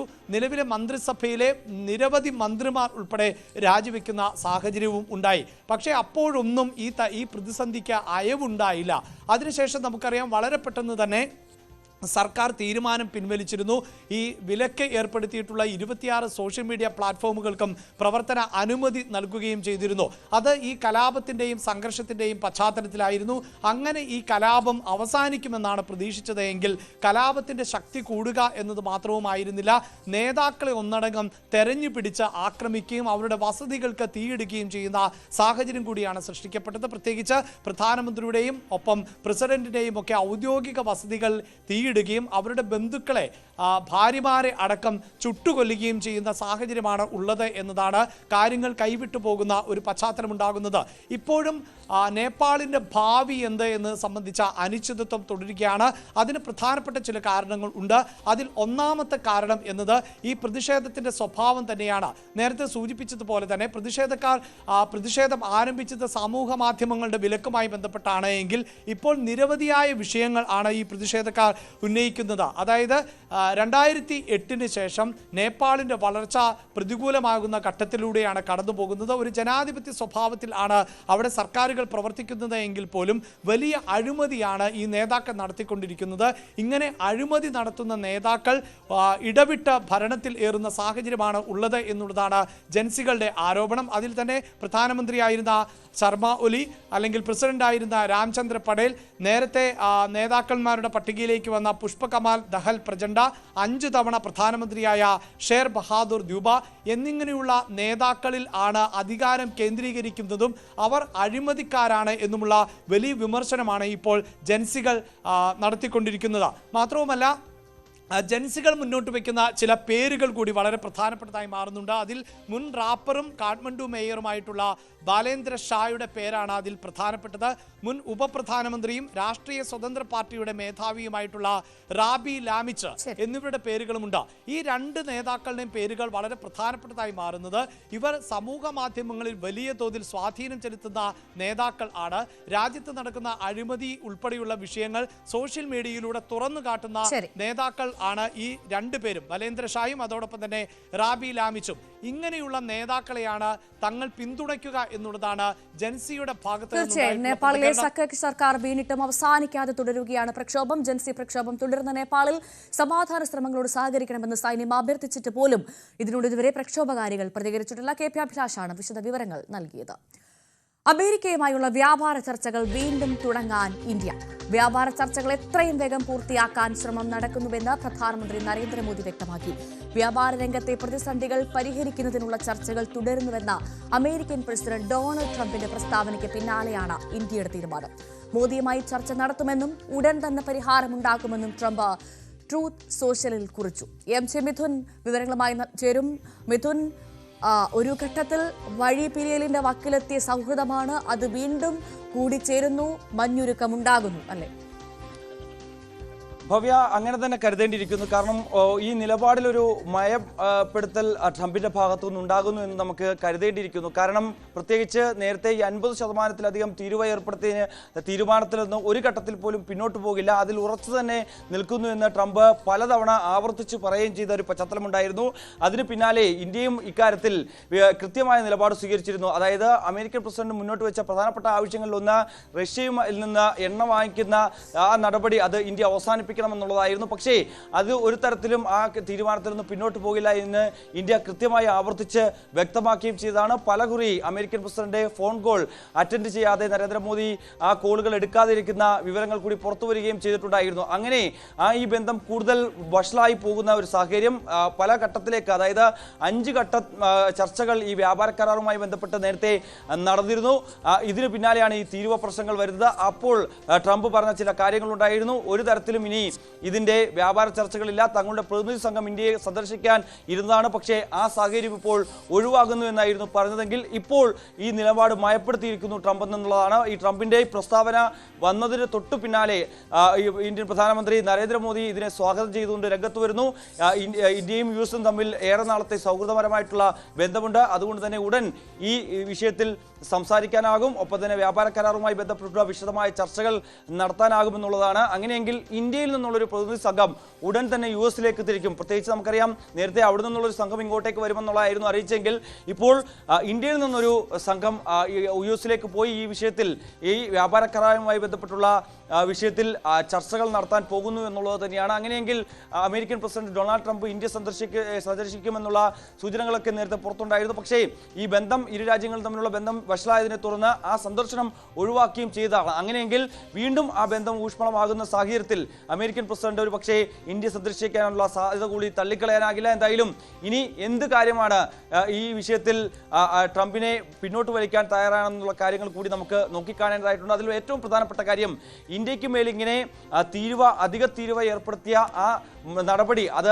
അമേരിക്കയ്ക്ക് തന്നെ വിനയാകുമെന്നുള്ളൊരു വിലയിരുത്തൽ നേരത്തെ അമേരിക്കയിലെ തന്നെ സാമ്പത്തിക വിദഗ്ധരൊക്കെ ചൂണ്ടിക്കാണിക്കുകയും ചെയ്തിരുന്നു. അത് അമേരിക്കയ്ക്കുള്ള ഒരു ട്രാപ്പ് തന്നെ ആയിരിക്കും. അത് തിരിച്ചടിക്കാൻ പോകുന്ന അമേരിക്കയ്ക്ക് തന്നെയാണ്. അതുകൊണ്ട് തന്നെ ഒരു തരത്തിലും ഇങ്ങനൊരു നടപടിയുമായി മുന്നോട്ട് പോകരുത് എന്നുള്ള ചില മുന്നറിയിപ്പുകൾ ഈ സാമ്പത്തിക വിദഗ്ധരും ഒപ്പം തന്നെ ഈ രംഗത്തുള്ള ശാസ്ത്രജ്ഞരും ഒക്കെ നൽകുകയും ചെയ്തു. മിഥുൻ തുടരുക. ഇപ്പോൾ അമേരിക്കയിൽ നിന്ന് ഡോക്ടർ സജിമോൻ ആന്റണി കൂടി ചേർന്നു. ഡോക്ടർ സജിമോൻ, നമ്മൾ കണ്ടതാണ് ഒരു വഴി പിരിയലിന്റെ വക്കിലെത്തിയ കാര്യങ്ങളാണ് ഇപ്പോൾ വീണ്ടും കൂടിച്ചേരുകയാണ്. ഇവിടെ മനസ്സിലാക്കേണ്ടത് അധിക തീരുവ വിഷയത്തിൽ അയയുകയാണോ അമേരിക്ക എന്നാണ്. കാരണം തുടക്കത്തിൽ തന്നെ ഇത് അമേരിക്കയ്ക്ക് തന്നെ തിരിച്ചടിയാകും, വലിയ വിള്ളൽ ഈ ബന്ധത്തിൽ ഉണ്ടാക്കുമെന്നുള്ള വിലയിരുത്തൽ ഉണ്ടായിരുന്നു. അതൊക്കെ തന്നെ അതിലൊക്കെ ഒരു മാറ്റം വരികയാണോ, അല്ലെങ്കിൽ അമേരിക്ക വിഷയത്തിൽ അയയുന്നുണ്ടോ? ഇത് ഇവിടെ നിന്ന് വിശകലനം ചെയ്യുമ്പം ഒരു കൈ കൊണ്ട് ഒരു തലോടലും ഒരു കൈ കൊണ്ട് ഒരു അടിയും എന്നുള്ളൊരു സ്ട്രാറ്റജിയിലാണ് ട്രംപ് ഇത് പോകുന്നത് എന്നാണ് എനിക്ക് മനസ്സിലാക്കാൻ സാധിക്കുന്നത്. കാരണം ടാരിഫ്, ഞാൻ തുടക്കം മുതലേ കഴിഞ്ഞ കുറേ മാസങ്ങളായിട്ട് നമ്മൾ സംസാരിക്കുമ്പോൾ പറയുന്നുണ്ടായിരുന്നു, tariff is tax. Tariff is tax on Americans basically. Okay, അപ്പോൾ അത് നമ്മുടെ അയൽവക്കത്തുള്ള പാകിസ്ഥാനും ശ്രീലങ്കയായിട്ട് 19-15% അമേരിക്ക സെറ്റിൽ ആയിട്ട് ശേഷം 20% ഇന്ത്യക്ക് വെച്ചു. പിന്നെ അതിന്റെ മേളിൽ 20 വെച്ച് 50% എന്നുള്ള അധിക തീരുവയിൽ ആണ് ഇപ്പൊ നിൽക്കുന്നത്. അപ്പം ഇന്ന് ട്രംപ് ഇങ്ങനെയുള്ളൊരു പോസിറ്റീവ് ഇൻഡിക്കേഷൻ തന്നാലും അതോടൊപ്പം തന്നെ വേറൊരു ഇൻഡിക്കേഷൻ കൂടി അദ്ദേഹം തരുന്നുണ്ട്. ട്രംപ് അഡ്മിനിസ്ട്രേഷൻ യൂറോപ്യൻ യൂണിയനോട് ആവശ്യപ്പെട്ടിട്ടുണ്ട് ഇന്ത്യയുടെ മേലിൽ 100% ടാക്സ് അല്ലെങ്കിൽ ടാരിഫ് ആഡ് ചെയ്യണം എന്നുള്ളൊരു പ്രഷറും കൂടെ അദ്ദേഹം ഇവിടുന്ന് ചെയ്യുന്നുണ്ട്. അപ്പോൾ അതിന്റെ അർത്ഥം ഒരു സൈഡിൽ കൂടെ തലോടലുണ്ട്, എന്നാൽ മറു സൈഡിൽ കൂടെ ഒരു അടിയുണ്ട് എന്നുള്ളതാണ്. അപ്പൊ എന്താണ് ഇതിന്റെ യാഥാർത്ഥ്യം എന്ന് ചോദിച്ചു കഴിഞ്ഞാൽ, ഇന്ത്യയിൽ നിന്ന് അമേരിക്കയിലേക്ക് വരുന്ന ഗുഡ്സ് 128 ബില്യൺ ആണ് ഒരു വർഷം വരുന്നത്. എന്നാൽ അമേരിക്കയിൽ നിന്ന് ഇന്ത്യയിലേക്ക് പോകുന്നത് ഏകദേശം 42 ബില്യൺ ആണ്. അപ്പൊ ഈ 82 ബില്യന്റെ ഡെഫിസിറ്റ് ആണ് അമേരിക്കയ്ക്ക് ഇന്ത്യയുമായിട്ടുള്ളത്. അതൊരു സിഗ്നിഫിക്കന്റ് മാർജിൻ ആണ് എന്ന് പറയാൻ പറ്റും. അപ്പൊ അത് ഇന്ത്യ കുറെ വർഷമായിട്ട് അതിനെ ചൂഷണം ചെയ്യുന്നുണ്ട്. അതിനൊരു അറുതി വരുത്തണം. ഇന്ത്യ മാത്രമല്ല, അതുപോലെ മറ്റു പല രാജ്യങ്ങളും ചെയ്യുന്നുണ്ട് എന്നുള്ളതായിരുന്നു ട്രംപ് അഡ്മിനിസ്ട്രേഷന്റെ ഒരു പോളിസിയും അല്ലെങ്കിൽ ഒരു വാക്കും അല്ലെങ്കിൽ ഒരു ആർഗ്യുമെന്റും. അത് അപ്പൊ അതിന് തടയിടാൻ വേണ്ടിയാണ് ഈ മറ്റു വഴികളൊക്കെ കൊണ്ടുവന്നത്. എന്നാൽ ഇവിടുത്തെ പ്രസിഡന്റ് ഡൊണാൾഡ് ട്രംപും ഇന്ത്യയുടെ പ്രൈം മിനിസ്റ്റർ നരേന്ദ്രമോദിയും തമ്മിൽ ഒരു ഊഷ്മളമായ ബന്ധമുണ്ട്. എങ്കിൽ പോലും നമ്മൾക്ക് പാകിസ്ഥാനെയോ അല്ലെങ്കിൽ ശ്രീലങ്കയൊക്കെ കിട്ടിയതിനേക്കാളും വേഴ്സ് ആയിട്ട് ട്രീറ്റ്മെന്റ് ആയിരുന്നു കിട്ടിയത് എന്ന് നമുക്ക് പറയാതിരിക്കാൻ പറ്റത്തില്ല. അപ്പൊ അതൊരു പരാജയമായിട്ട് തന്നെ കാണണം ഇന്ത്യ ഗവൺമെന്റിന്റെയും അതോടൊപ്പം തന്നെ US ഗവൺമെന്റിന്റെയും. ഒരു യുദ്ധത്തിനകത്ത് ഒരു വാർ എന്ന് പറയുമ്പോൾ അതിനകത്ത് നമുക്ക് എങ്ങനെ വിശകലനം ചെയ്തു കഴിഞ്ഞാലും ഒരു കണക്കിന് പറഞ്ഞാൽ ഒരു പെർമനന്റ് വിജയനത്തില്ല. രണ്ട് കൂട്ടരും നഷ്ടപ്പെടുകയാണ് ചെയ്യുന്നത്. ഹ്യൂമൻ ലൈഫ് ലോസ് ആവുകയാണ് ചെയ്യുന്നത്. സാമ്പത്തികം നമുക്ക് നഷ്ടമാകുകയാണ് ചെയ്യുന്നത്. അപ്പൊ എന്ന് പറഞ്ഞു പോകണമെങ്കിൽ തന്നെ ഇങ്ങനെയുള്ള ഒരു ഇക്കണോമിക് വാറിനകത്തും ഒരു സ്ഥായിയായ ഒരു വിജയം ഉണ്ടെന്ന് എനിക്ക് തോന്നുന്നില്ല. ഒരു സൈഡിൽ അമേരിക്കയ്ക്ക് നഷ്ടങ്ങൾ വരുമ്പം മറു സൈഡിൽ അതിലും കൂടുതൽ നഷ്ടം ഇന്ത്യക്കും വരുന്നുണ്ട് എന്നുള്ളതാണ് അതിന്റെ ഒരു റിയാലിറ്റി എന്ന് പറയുന്നത്.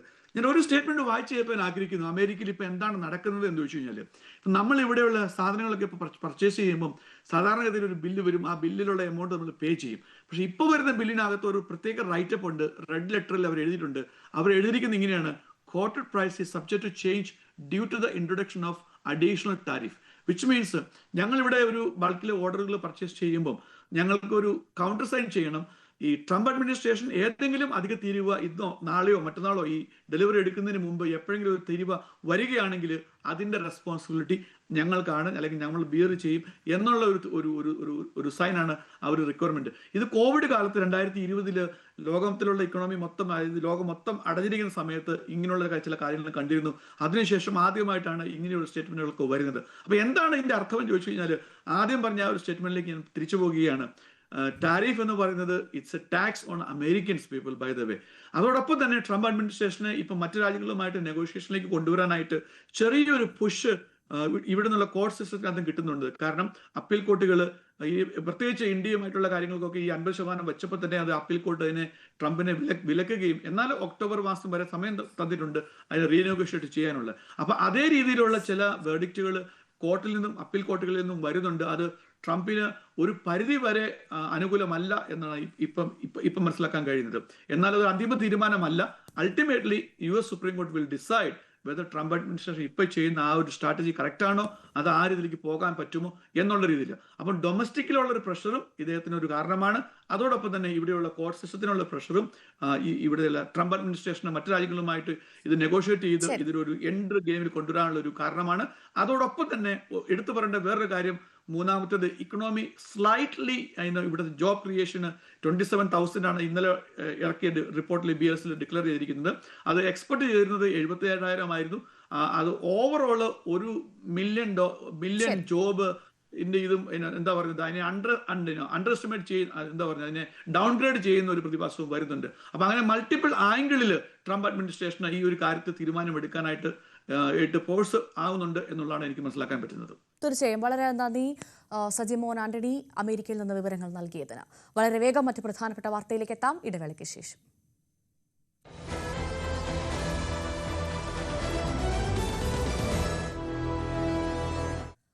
ഉപരാഷ്ട്രപതി തെരഞ്ഞെടുപ്പിൽ വോട്ട് ചോർന്നതിന്റെ ഞെട്ടലിൽ ഇന്ത്യ സഖ്യം. മഹാരാഷ്ട്രയിൽ നിന്നടക്കം വോട്ട് ചോർന്നുവെന്നാണ് നിഗമനം.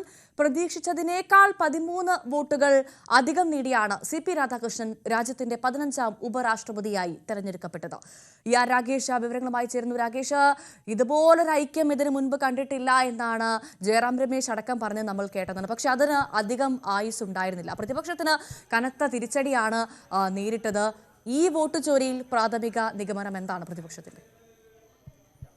ഭവ്യ 152 വോട്ടുകളുടെ ഭൂരിപക്ഷത്തിനാണ് CP രാധാകൃഷ്ണൻ ഇന്ത്യയുടെ 15ാമത് ഉപരാഷ്ട്രപതിയായി വിജയിച്ചത് അല്ലെങ്കിൽ തെരഞ്ഞെടുക്കപ്പെട്ടത്. കാരണം കണക്കുകൾ നോക്കുമ്പോൾ 140-ൽ താഴെ മാത്രമേ CP രാധാകൃഷ്ണന്റെ ഭൂരിപക്ഷം വരികയുള്ളായിരുന്നു. പക്ഷേ അവിടെ നിന്ന് മാറി കൂടുതൽ വോട്ടുകൾ സമാഹരിക്കാൻ അദ്ദേഹത്തിന് സാധിച്ചു, NDAക്ക് സാധിച്ചു. കണക്കുകൾ തന്നെ വിശദമായി പരിശോധിക്കാം. കാരണം ആകെ ഇലക്ടറൽ കോളേജ് ആകെ വോട്ട് എന്ന് പറയുന്നത് 781 അതിൽ തന്നെ പോൾ ചെയ്ത വോട്ടുകൾ അത് 767 അസാധുവായത് 15 അത് മാറ്റി നിർത്തിക്കാൻ സാധുവായ വോട്ടുകൾ 752. അതിൽ തന്നെ 452 വോട്ടുകളാണ് CP രാധാകൃഷ്ണൻ സ്വന്തമാക്കിയത്.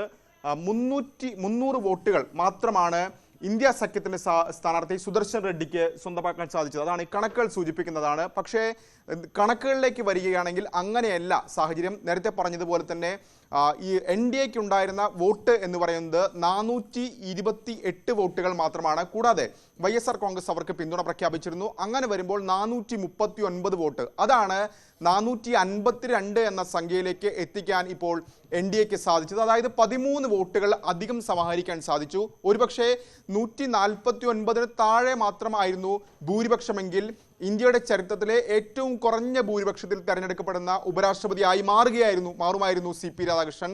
പക്ഷെ അങ്ങനെയല്ല ഉണ്ടായത്. 2002-ൽ ബൈരോൺ സിംഗ് ഷെഖാവത്താണ്, അന്ന് വാജ്പേയി സർക്കാരിന്റെ കാലമാണ്. ആ കാലത്താണ് 149 വോട്ടിന് പ്രതിപക്ഷ സ്ഥാനാർത്ഥിയായ സുശീൽ കുമാർ ഷിൻഡെയെ പരാജയപ്പെടുത്തുന്നത്. 305 വോട്ട് അന്ന് ഷിൻഡെ നേടിയ 305 വോട്ടാണ് തോറ്റ സ്ഥാനാർത്ഥിക്ക് ലഭിച്ച ഏറ്റവും കൂടുതൽ വോട്ടുകൾ. പക്ഷേ 300 വോട്ടുകളെ എത്താൻ കഴിഞ്ഞിട്ടുള്ളൂ സുദർശൻ റെഡ്ഡിക്ക്. ഭവ്യ സൂചിപ്പിച്ചതുപോലെ തന്നെ ഈ വോട്ടെടുപ്പ് പൂർത്തിയായ 5 മണിക്ക് തന്നെ ഐക്യം കണ്ട തെരഞ്ഞെടുപ്പാണ്. 315 വോട്ടുകളും പോൾ ചെയ്തു ഇന്ത്യ സഖ്യത്തിന് എന്നൊരു കണക്കുമായി കോൺഗ്രസ് നേതാവ് ജയറാം രമേശ് രംഗത്ത് വന്നിരുന്നു. സത്യത്തിൽ ഈ 315 എന്നുള്ളത് ഒരു കോൺഗ്രസിന്റെ അല്ലെങ്കിൽ ജയറാം രമേശിന്റെ ഒരു നരേറ്റീവ് മാത്രമാണ്. കാരണം ഇന്ത്യ സഖ്യത്തിന് സുദർശൻ റെഡ്ഡിക്ക് പിന്തുണ പ്രഖ്യാപിച്ച MP-മാരുടെ എണ്ണം 324 ആയിരുന്നു. പക്ഷേ ജയറാം രമേശ് 315 എന്നൊരു പുതിയ കണക്ക് അവിടെ അവതരിപ്പിക്കുകയാണ് ചെയ്തത്. എന്നിട്ട് പോലും ആ നമ്പറിലേക്ക് എത്താൻ സാധിച്ചില്ല. 15 വോട്ടുകൾ അസാധുവായത് മുഴുവൻ വോട്ടുകളും ഇന്ത്യ സഖ്യത്തിന്റെ ആണെന്ന് കണക്ക് കൂട്ടിയാൽ പോലും അവിടെ വോട്ട് ചോർന്നിട്ടുണ്ട്. ഏതായാലും കോൺഗ്രസ് അടക്കമുള്ള കക്ഷികൾ ഈ വോട്ട് ചോർന്നത് ശരിയാണെന്ന് അല്ലെങ്കിൽ അത്തരം പ്രതികരണമൊക്കെ തന്നെ നടത്തിക്കൊണ്ട് രംഗത്ത് വന്നിട്ടുണ്ട്. ഏതായാലും ചെറു പാർട്ടികളെ സ്വാധീനിക്കാൻ കഴിഞ്ഞു കേന്ദ്ര സർക്കാരിന്, BJPക്ക് എന്ന വിലയിരുത്തൽ ഏതായാലും ഇന്ത്യ സഖ്യത്തിനുണ്ട്. പ്രത്യേകിച്ച് ആം ആദ്മി പാർട്ടിയുടെ ചില വോട്ടുകൾ ചോർന്നതായി കണക്കുകൂട്ടുന്നു ഇന്ത്യ സഖ്യം. കൂടാതെ ജാർഖണ്ഡിലെയും മഹാരാഷ്ട്രയിലും ഒക്കെ തന്നെ ഗവർണറായി പ്രവർത്തിച്ചിട്ടുണ്ട് CP രാധാകൃഷ്ണൻ. അവിടെ രാഷ്ട്രീയ കക്ഷികളുമായി നല്ല ബന്ധമുണ്ടായിരുന്നു. അപ്പോൾ ശിവസേനയുടെ വോട്ടുകൾ, ഉദ്ധവ് താക്കറെ വിഭാഗം ശിവസേനയുടെ വോട്ടുകളിൽ ചോർച്ചയുണ്ടായിട്ടുണ്ട്. കൂടാതെ NCPയുടെ വോട്ടുകളും ചോർന്നിട്ടുണ്ടാകുമെന്ന സംശയം ഇപ്പോൾ ഇന്ത്യ സഖ്യം പ്രകടിപ്പിക്കുകയാണ്. ഏതായാലും ഉദ്ധവ് താക്കറെ വിഭാഗം ഇപ്പോൾ പ്രതികരണവുമായി രംഗത്ത് വന്നിട്ടുണ്ട്. അവർ ഇന്ത്യ സഖ്യത്തിനൊപ്പം നിൽക്കുകയാണ് ചെയ്തത്. ഏതായാലും വോട്ട് ചോർന്നിട്ടില്ല എന്ന പ്രതികരണം അവർ നടത്തിയിട്ടുണ്ട്. ഏതായാലും 13 വോട്ടുകൾ അധികമായി നേടാൻ കഴിഞ്ഞത് BJPയെ സംബന്ധിച്ച്, കേന്ദ്ര സർക്കാരിനെ സംബന്ധിച്ച് വലിയ ആത്മവിശ്വാസം നൽകുന്നതാണ്. ഏതായാലും കൂടുതൽ പ്രതികരണങ്ങൾ സ്വാഭാവികമായും ഈ വിഷയത്തിൽ ഇനി ഇന്ത്യ സഖ്യത്തിന്റെ ഭാഗത്തുനിന്ന് വരേണ്ടിയിരിക്കുന്നു. ഭവ്യ. ശരിയാർ രാകേഷാണ് വിവരങ്ങൾ നൽകിയത്. വോട്ടർ പട്ടിക പരിഷ്കരണ നടപടികളുമായി കേന്ദ്ര തെരഞ്ഞെടുപ്പ് കമ്മീഷൻ മുന്നോട്ട്. വിവിധ സംസ്ഥാനങ്ങളിൽ നിന്നുള്ള മുഖ്യ തെരഞ്ഞെടുപ്പ് ഓഫീസർമാരുടെ യോഗം ഇന്ന് ഡൽഹിയിൽ ചേരും. വോട്ടർ പട്ടികയെക്കുറിച്ചുള്ള റിപ്പോർട്ട് യോഗത്തിൽ അവതരിപ്പിക്കും. രാകേഷ് തന്നെ വിവരങ്ങളുമായി ചേരുന്നു. രാകേഷ്, വലിയ തരത്തിൽ വിമർശനങ്ങൾ നേരിട്ട ഒരു ഘട്ടത്തിൽ തന്നെയാണ് ഇപ്പോൾ വോട്ടർ പട്ടിക പരിഷ്കരണ നടപടികളുമായി കേന്ദ്ര തെരഞ്ഞെടുപ്പ് കമ്മീഷൻ മുന്നോട്ട് പോകുന്നത്. വോട്ട് ചോരി ആരോപണമടക്കം നിലനിൽക്കുന്ന സാഹചര്യത്തിലാണ് ഈ യോഗം എന്നതും ശ്രദ്ധേയമാണ്. വിവരങ്ങൾ. അതിഭവ്യ നിർണായകമായ യോഗമാണ് ഡൽഹിയിൽ നടക്കുന്നത്. കാരണം തെരഞ്ഞെടുപ്പ് കമ്മീഷൻ വിളിച്ചു ചേർത്തിരിക്കുന്ന യോഗത്തിൽ സംസ്ഥാനത്തെ മുഖ്യ തെരഞ്ഞെടുപ്പ് ഓഫീസർമാർ എല്ലാം തന്നെ പങ്കെടുക്കുന്നുണ്ട്. കാരണം നിലവിൽ 3ാമത്തെ യോഗമാണ് ജ്ഞാനേഷ് കുമാർ മുഖ്യ തെരഞ്ഞെടുപ്പ് കമ്മീഷണർ ആയതിനു ശേഷം നടക്കുന്നത്. ഇന്നത്തെ യോഗത്തിന്റെ പ്രധാനപ്പെട്ട അജണ്ട രാജ്യവ്യാപകമായി തന്നെ വോട്ടർ പട്ടിക പരിഷ്കരണം നടപ്പാക്കുക എന്നതാണ്. കാരണം ബീഹാറിലാണ് ഇപ്പോൾ പരിഷ്കരണ നടപടികൾ നടന്നുകൊണ്ടിരിക്കുന്നത്. അത് രാജ്യത്താകമാനം നടത്തുക എന്ന ലക്ഷ്യം തെരഞ്ഞെടുപ്പ് കമ്മീഷനുണ്ട്. ഇക്കാര്യം കമ്മീഷൻ തന്നെ വാർത്താ സമ്മേളനത്തിൽ ഔദ്യോഗികമായി പറഞ്ഞതുമാണ്.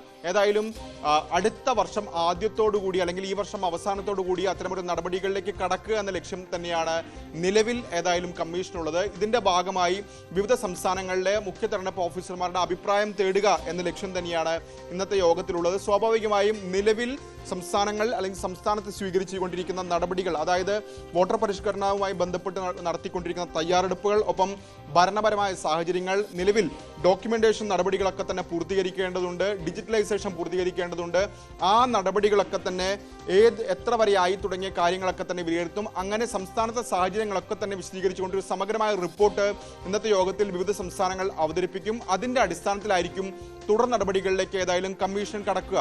മാത്രവുമല്ല, നിലവിൽ 11 രേഖകളാണ് ഈ സമഗ്ര വോട്ടർ പരിഷ്കരണവുമായി ബന്ധപ്പെട്ടുകൊണ്ട് കമ്മീഷൻ ആവശ്യപ്പെട്ടുകൊണ്ടിരിക്കുന്നത്. നിലവിൽ സുപ്രീം കോടതി നിർദ്ദേശപ്രകാരം ആധാർ കൂടി പരിഗണിക്കാം എന്ന് അറിയിച്ചിട്ടുണ്ട്. അപ്പോൾ ഏതെങ്കിലും തരത്തിൽ നിർദ്ദേശങ്ങൾ സംസ്ഥാനത്തെ കമ്മീഷണർമാർക്കുണ്ടോ തുടങ്ങിയ കാര്യങ്ങളൊക്കെ തന്നെ ചോദിച്ചറിയും. ഏതായാലും അടുത്ത വർഷം പ്രത്യേകിച്ച് നിർണായകമായ ചില നിയമസഭാ തെരഞ്ഞെടുപ്പുകൾ അടുത്ത വർഷം നടക്കാനിരിക്കുന്നു. കേരളം, തമിഴ്നാട്, പശ്ചിമ ബംഗാൾ, അസം തുടങ്ങിയ സംസ്ഥാനങ്ങൾ അടുത്ത വർഷം ഏപ്രിൽ മെയ് മാസത്തോടുകൂടി വോട്ടെടുപ്പിലേക്ക് പോവുകയാണ്. അതിനു മുമ്പായി തന്നെ ഇത്തരം നടപടികൾ, അതായത് സമഗ്ര വോട്ടർ പട്ടിക പരിഷ്കരണം നടപ്പാക്കുക എന്ന ലക്ഷ്യം തന്നെ കമ്മീഷനുള്ളത്. അതിന്റെ ഭാഗമായി തന്നെയാണ് ഇന്നത്തെ യോഗം നിർണായകമായി ചേരാൻ പോകുന്നത്. ശരിയാ രാകേഷാണ് വിവരങ്ങൾ നൽകിയത്.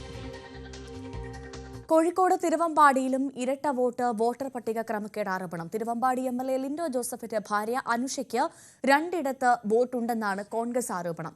അനുഷയ്ക്ക് മുക്കം മുനിസിപ്പാലിറ്റിയിലെ വാർഡ് 17ലും കൂടരഞ്ഞി പഞ്ചായത്തിലെ വാർഡ് 9ലും വോട്ടുണ്ട്. പുതുതായി ചേർക്കപ്പെട്ട ലിസ്റ്റിലാണ് ക്രമക്കേടെന്ന് യൂത്ത് കോൺഗ്രസ് നേതാവ് അഡ്വക്കേറ്റ് മുഹമ്മദ് ഇഷാൽ പറയുന്നു.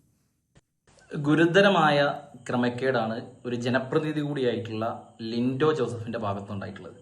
അദ്ദേഹത്തിന്റെ ഭാര്യയ്ക്ക് 2 തിരുവമ്പാടി നിയോജകമണ്ഡലത്തിലെ 2 തദ്ദേശ സ്വയംഭരണ സ്ഥാപനങ്ങളിലാണ് വോട്ടുള്ളതായിട്ട് ഞങ്ങൾക്ക് കണ്ടെത്താൻ പറ്റിയിട്ടുള്ളത്. ഒന്ന് മുക്കം മുനിസിപ്പാലിറ്റിയിലെ 17ാം വാർഡായിട്ടുള്ള കച്ചേരി. ആ കച്ചേരി വാർഡിലെ 1002 വോട്ടറായിട്ട്, കച്ചേരി വാർഡിലെ 1002 വോട്ടർ, അത് പുതുതായി ചേർക്കപ്പെട്ട ലിസ്റ്റിലാണ് കാണുന്നത്. അനുഷ കെ ഇദ്ദേഹത്തിന്റെ ഭാര്യയാണ്. അതുപോലെ തന്നെ കൂടരഞ്ഞി പഞ്ചായത്തിലെ ലിൻഡോ ജോസഫ് താമസിക്കുന്ന കൂടരഞ്ഞി പഞ്ചായത്തിലെ ആനയോട് വാർഡിൽ അവിടെ 881 ക്രമ നമ്പറായിട്ടും അനുഷയുടെ വോട്ടുണ്ട്. അതും പുതുതായിട്ട് ചേർക്കപ്പെട്ടതാണ്. ഒരു ജനപ്രതിനിധിയുടെ ഭാര്യയുടെ വോട്ട് പോലും പുതുതായിട്ട് ചേർത്ത്. ഒരിടവേള കൂടി.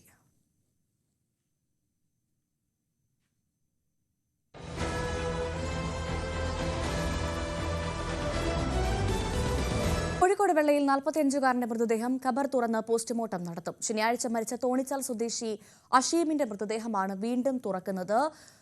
തലേദിവസം ബന്ധുവിനൊപ്പം മദ്യപിച്ച് രാത്രി അവശനായി എത്തിയ അഷീമിന് രാവിലെയും ബോധം തെളിയാതെ വന്നതോടെ ആശുപത്രിയിൽ പ്രവേശിപ്പിക്കുകയായിരുന്നു. പക്ഷേ ജീവൻ രക്ഷിക്കാനായില്ല. തലച്ചോറിൽ ആന്തരിക രക്തസ്രാവം ഉണ്ടായെന്ന് സ്കാനിംഗിൽ വ്യക്തമായെങ്കിലും മൃതദേഹം സംസ്കരിക്കുകയായിരുന്നു. മരണത്തിൽ കുടുംബത്തിന് സംശയം തോന്നിയതിനാലാണ് മൃതദേഹം ഖബർ തുറന്ന് പോസ്റ്റ്മോർട്ടം നടത്താൻ ഒരുങ്ങുന്നത്. MS അനീഷ് കുമാർ വിവരങ്ങളുമായി ചേർന്നു. അനീഷ്, എന്തായിരുന്നു തുടക്കത്തിൽ ഒരു പോസ്റ്റ്മോർട്ടത്തിന് മുതിരാതിരുന്നത്? പിന്നെ എന്താണ് കുടുംബത്തിനോട് സംശയം തോന്നാൻ കാരണം? വിവരങ്ങൾ.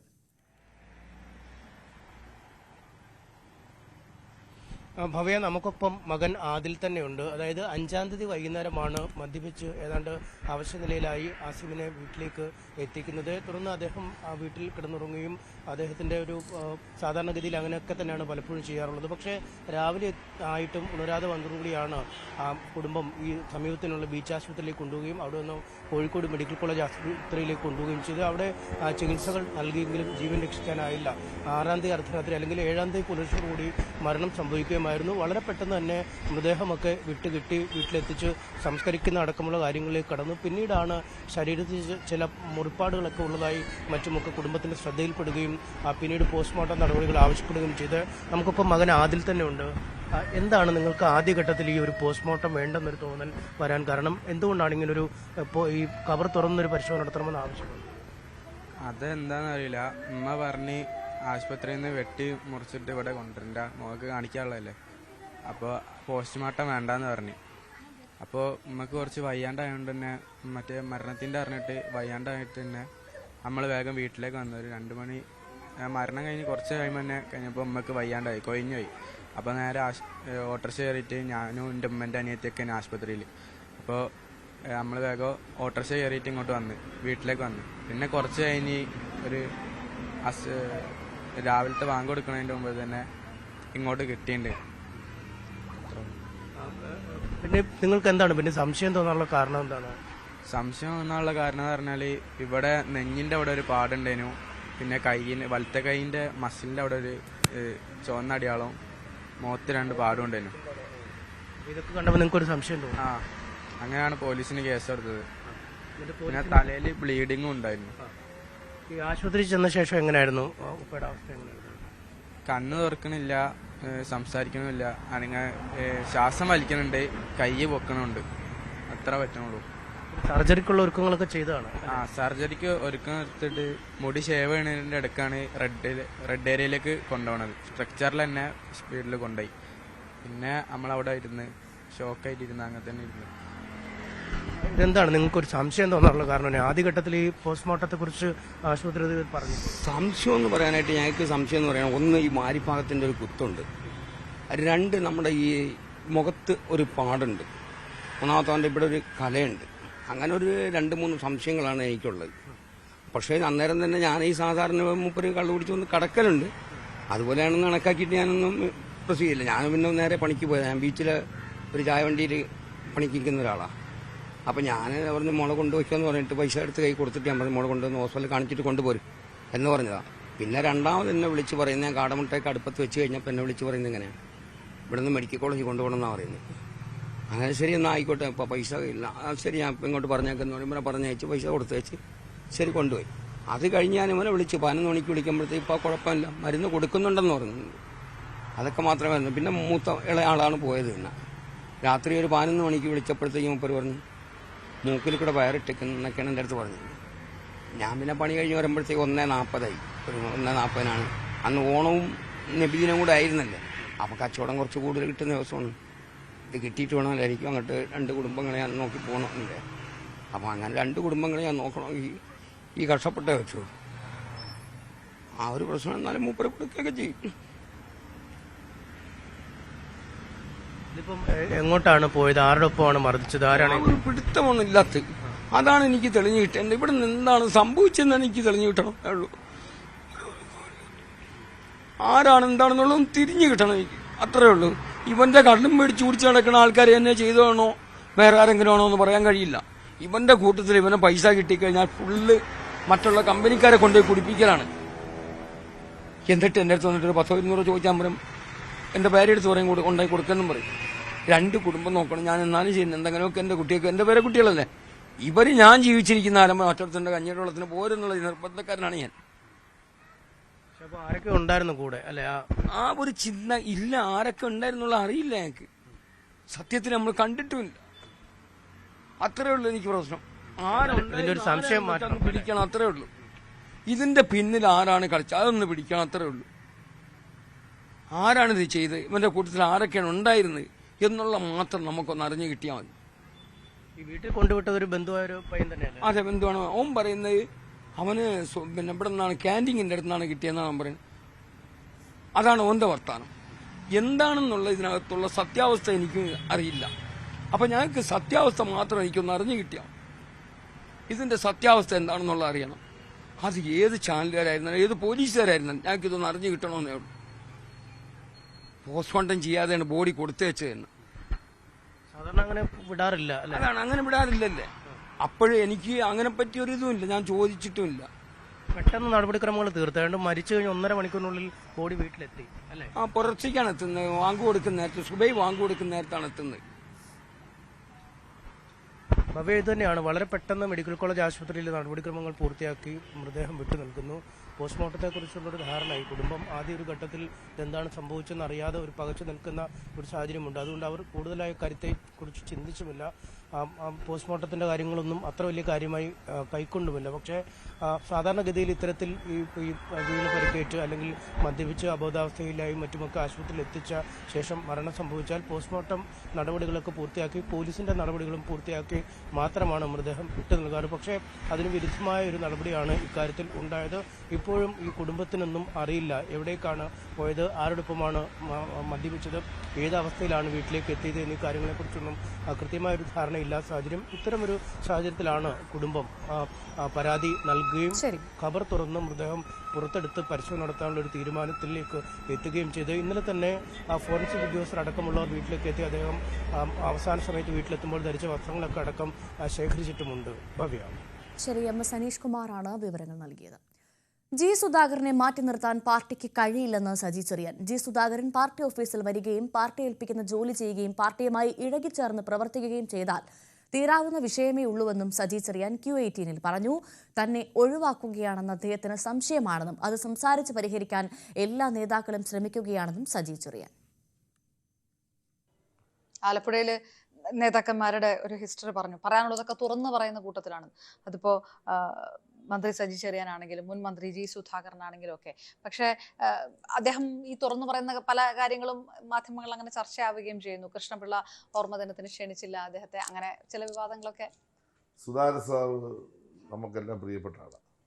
സംഭവിച്ചത് എന്താണെന്ന് ചോദിച്ചു കഴിഞ്ഞാൽ പ്രായത്തിൻ്റെ പ്രശ്നം പാർട്ടി വന്നു. അദ്ദേഹത്തിന് 75 വയസ്സായപ്പോൾ ഒഴിയേണ്ടി വന്നു. അപ്പോൾ ഒഴിയേണ്ടി വന്നതിന് ശേഷം അദ്ദേഹത്തിൻ്റെ ധാരണ പാർട്ടി അദ്ദേഹത്തെ സഹകരിപ്പിക്കുന്നില്ല എന്നതാണ് അദ്ദേഹത്തിൻ്റെ മനസ്സിലിരിക്കുന്നത്. അപ്പം ജില്ലാ പാർട്ടിയുടെ കീഴിൽ പ്രവർത്തിക്കുന്ന ഒരു കേഡർ എന്ന നിലയിൽ പ്രായത്തിൻ്റെ ഭാഗമായി ഘടകങ്ങളിൽ ഒഴിയേണ്ടി വന്നത് എല്ലാവർക്കും ബാധകമായതുകൊണ്ട് അദ്ദേഹത്തിന് ബാധകമായി എന്നുള്ളതല്ലാതെ അദ്ദേഹം DCRPC വരികയും DCRPCയിൽ ഏൽപ്പിക്കുന്ന ജോലികൾ ചെയ്യുകയും അദ്ദേഹം പാർട്ടിയുമായി അങ്ങ് ഇഴുകിച്ചേർന്ന് പ്രവർത്തിക്കുകയും ചെയ്താൽ അദ്ദേഹത്തിനെ മാറ്റി നിർത്താൻ ഞാൻ കഴിയുമോ? പിന്നെ മാറ്റി നിർത്താൻ ആരും ആലോചിക്കുമോ? അങ്ങനെ ആരും മാറ്റി നിർത്താൻ ആഗ്രഹിച്ചിട്ടുമില്ല, ആലോചിക്കത്തുമില്ല. ഒരു അക്ഷരം ഞങ്ങളാരും അദ്ദേഹത്തെ പറ്റി പറയുന്നില്ല, പറഞ്ഞിട്ടുമില്ല. അപ്പം ഇതിൽ നിന്ന് അദ്ദേഹത്തിന് ചെറിയ സംശയങ്ങളോ അല്ലെങ്കിൽ പ്രയാസങ്ങളോ ഉണ്ടാകാം. അപ്പോൾ അത് നേരിട്ട് ഞങ്ങൾ സംസാരിച്ചിട്ടുണ്ട്, ഞങ്ങളുടെ നേതാക്കന്മാർ സംസാരിച്ചിട്ടുണ്ട്, ഇനിയും സംസാരിക്കുകയും ചെയ്യും. ഇനി ഇടവേളയ്ക്ക് ശേഷം ന്യൂസ് ട്രെൻഡ്സ് കാണാം. ശ്രീജ ശ്യാം ചേരും. നമസ്കാരം.